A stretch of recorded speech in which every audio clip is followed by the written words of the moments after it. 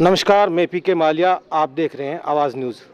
आज मैं आया कोडम देसर, जहां बेरोजी की तपोभूमि है और कई सैकड़ों साल पुराना ये मंदिर, जहां लोगों की बहुत बड़ी श्रद्धा है। यहाँ हमेशा सैकड़ों की संख्या में श्रद्धालु पहुँचते हैं और मेले के टाइम हज़ारों श्रद्धालु यहाँ पहुँचते हैं। कोडम देसर के ग्रामीणों की कई समस्याएं हैं इस मंदिर के संबंध में। आइए इनसे बात करते हैं कि इनकी क्या क्या मांग है।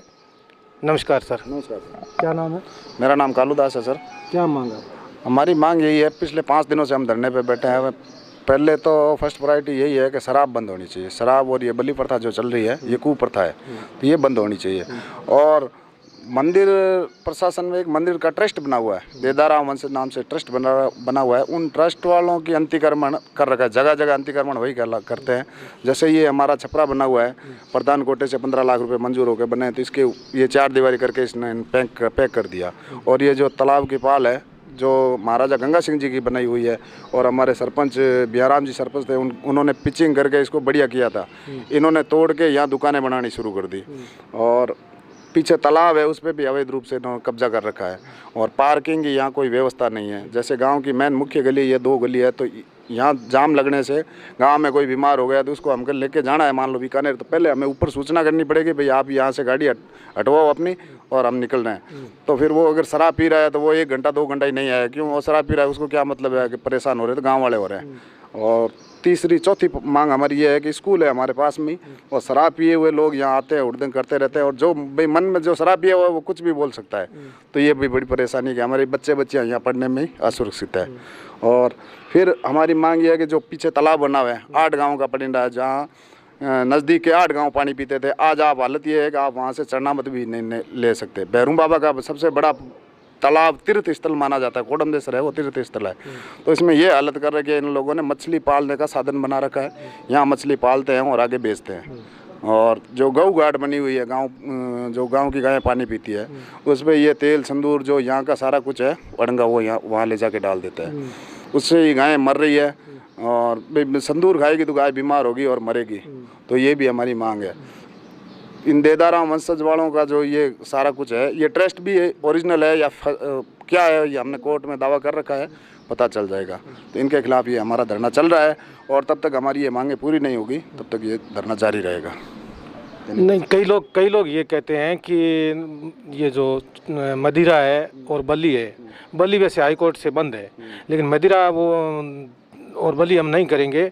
तो ये उनकी आस्था है, और वो मतलब भैरू जी को मतलब इसके बिना भैरू जी खुश नहीं होंगे।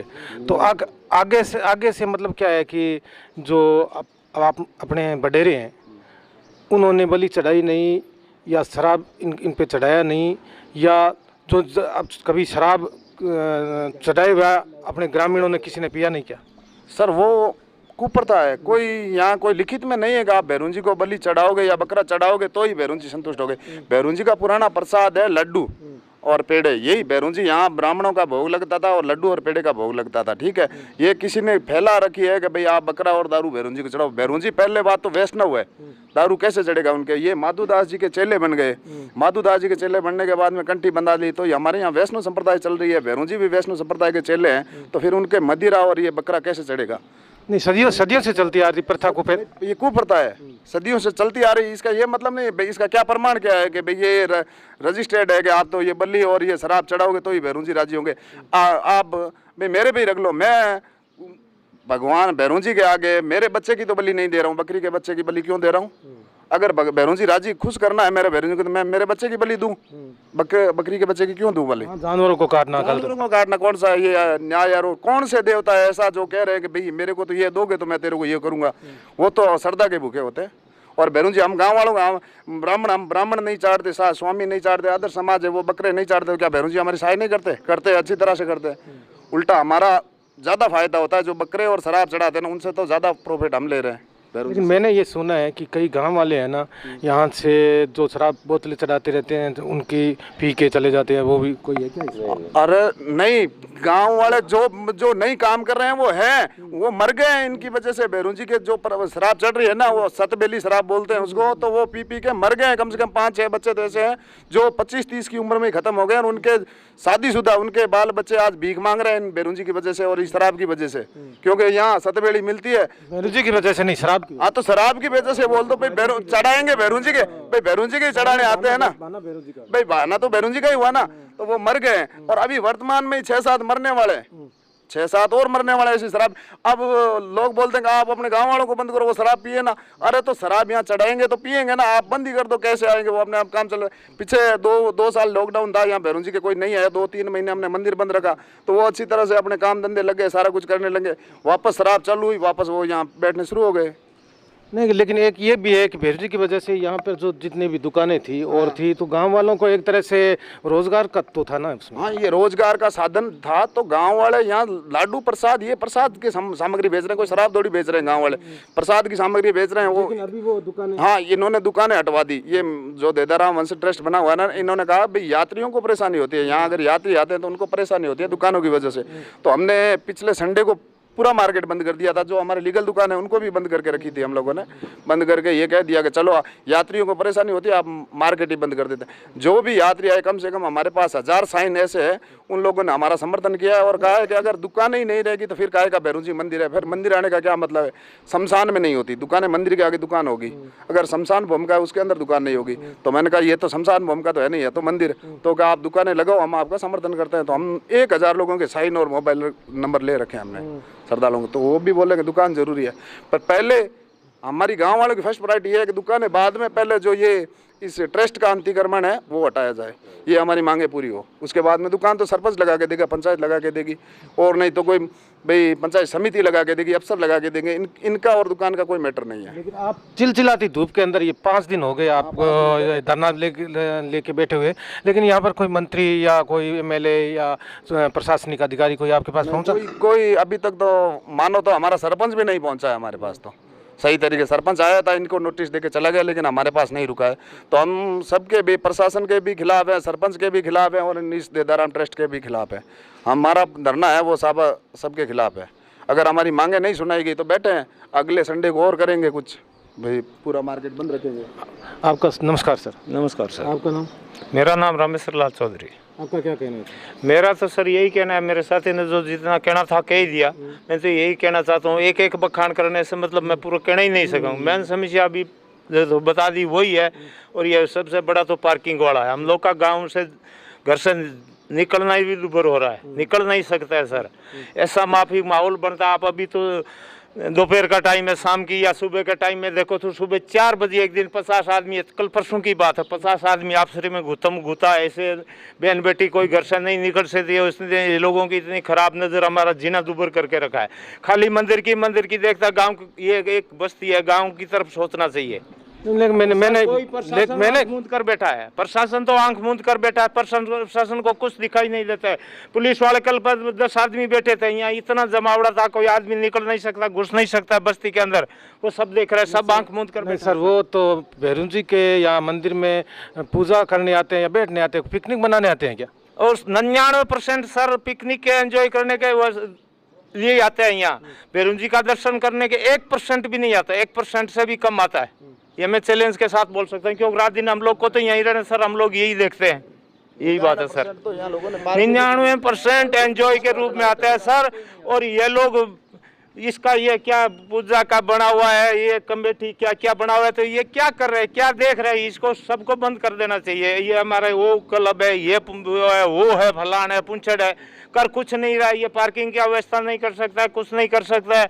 इतना ये लोग को मतलब गांव वालों के ऊपर हावी हो जाते हैं, मारने मरने तक भी उतारू हो जाते हैं। 500 आदमी इकट्ठे हो गए, गांव वाले 200 होंगे तो ये 500 हो जाता है, इतना तक भी हुआ है सर। और आगे क्या बोलूं, बोलने के लिए आपका ज्यादा टाइम नहीं लेकर मैं यही मेरे शब्द को विराम देता हूं। कहने को तो बहुत कुछ है, जितना मैं बखान करके बोलने भी नहीं सकता हूं सर। धन्यवाद। नमस्कार, आपका क्या कहना है सर? मेरा नाम मेघराज है। ये बात कह रहे हैं वो सत्य है। ये आप कोडम देसर कोडम देसर का हूँ रहवासी।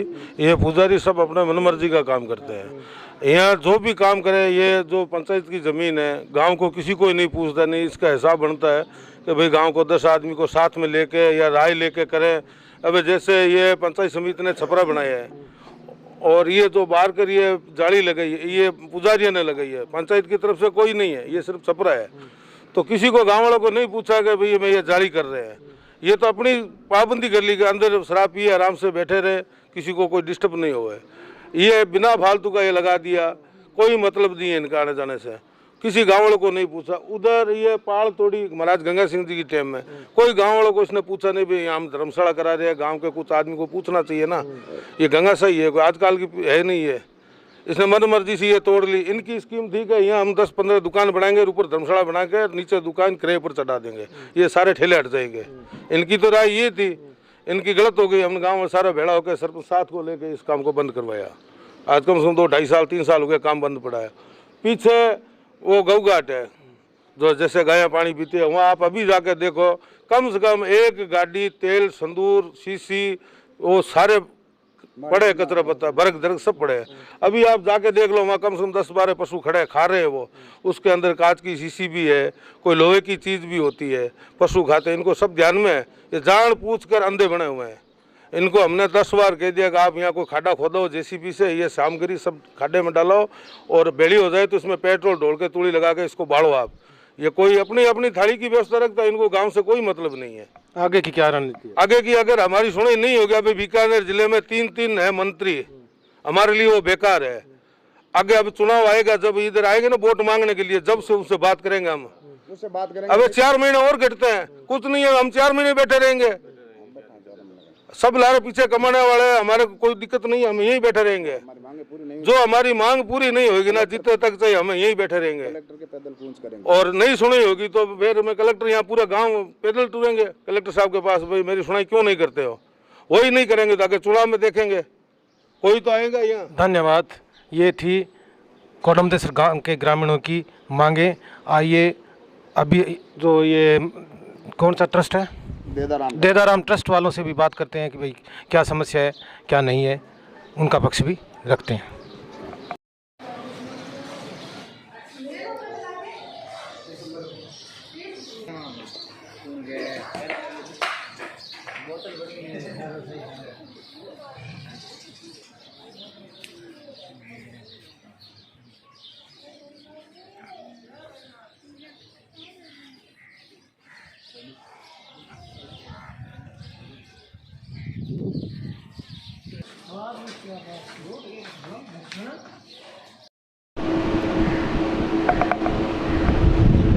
अब आप बात करा कोडम देसर मंदिर के पुजारी जी से कि धरने के विषय में वो क्या कहना चाहते हैं, लोग जो उनके ऊपर जो बाहर बैठे हैं उनकी क्या मांगे हैं और ये क्या कहना चाह रहे हैं। सर, ये आपके मंदिर के परिसर के बाहर जो धरना दिए हुए बैठे हैं उनकी मांग क्या है और क्या ये मांगे जायज़ है?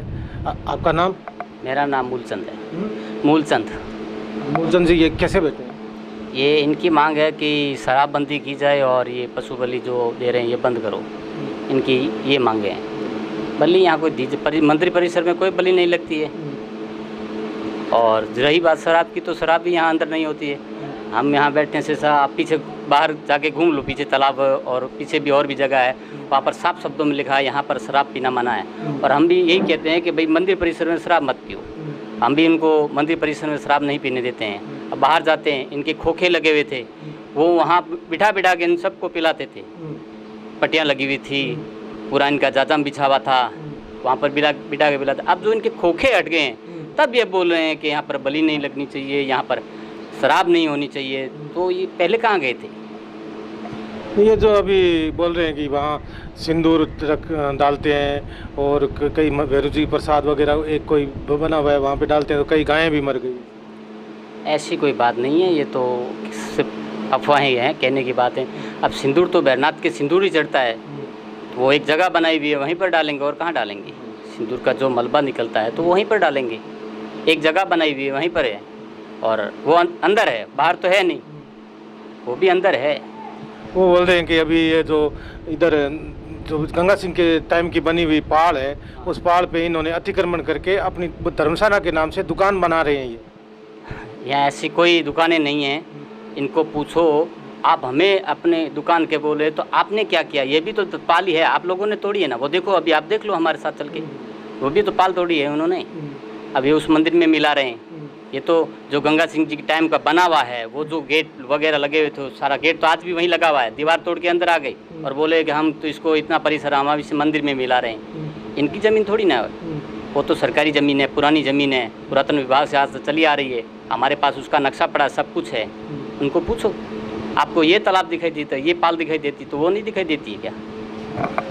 उनका यह भी कहना है कि अभी ये मतलब जो तालाब के अंदर जो मछलियाँ हैं, वो मछलियाँ को ये लोग ट्रकों से बेचते हैं। तो आप कहाँ जाते हो? पकड़ो उनको, पकड़ो, प्रशासन को बुलाओ उनको। हम बेचते हैं तो प्रशासन को पकड़ो, हमें रंगे हाथों पकड़ो। आप भी तो यहीं रहते हो, पकड़ो उनको। ये जो मंदिर परिसर के बाहर ये छपरा बना हुआ है, ये आपके मतलब मंदिर परिषद की तरफ से बना हुआ है या ट्रस्ट की तरफ से बना हुआ है या पंचायत की तरफ से? ये ग्राम पंचायत की तरफ से, ग्राम पंचायत नहीं, पंचायत समिति की तरफ से बना हुआ है। पंचायत समिति की तरफ से बना हुआ है। ये मंदिर की तरफ से नहीं है, ग्राम पंचायत की तरफ से भी नहीं है। ये पंचायत समिति की तरफ से बना हुआ है। इसके ऊपर भी आपने चारों तरफ से आपने ये कब्जा कर लिया? कौन कहता कब्जा कर लिया? ये फेसिंग तारबंदी की।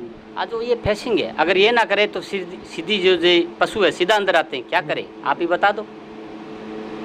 ये फेसिंग हम अगर नहीं करें तो क्या करें? सीधी गाय अंदर आती है, मंदिर पे चढ़ जाती है, घरों के अंदर घुस जाती है, यात्रियों को बैठने नहीं देती है, और यहाँ पर सारे वो कंडे कंडे बिखर जाते हैं। क्या करेंगे? ये तो हमने अपनी सुरक्षा के लिए लगाए, वो हमने थोड़ी ना लगाया वो तो। और ये क्या मामला है? ये बाहर कई दुकानें थी, वो दुकानें अभी नहीं है, उसका क्या मामला है? वो तो प्रशासन ने हटवाई है। आप प्रशासन से जाओ, प्रशासन से मांग करो, हमारे यहाँ करने से क्या होगा? धन्यवाद। ये थे कोडमदेसर मंदिर के पुजारी मूलचंद जी। नमस्कार जी। इन्होंने अपनी जो बात रखी है वो भी मैंने आपके सामने रख दी और धन्यवादों की बात भी मैंने आपके सामने रख दी। धन्यवाद।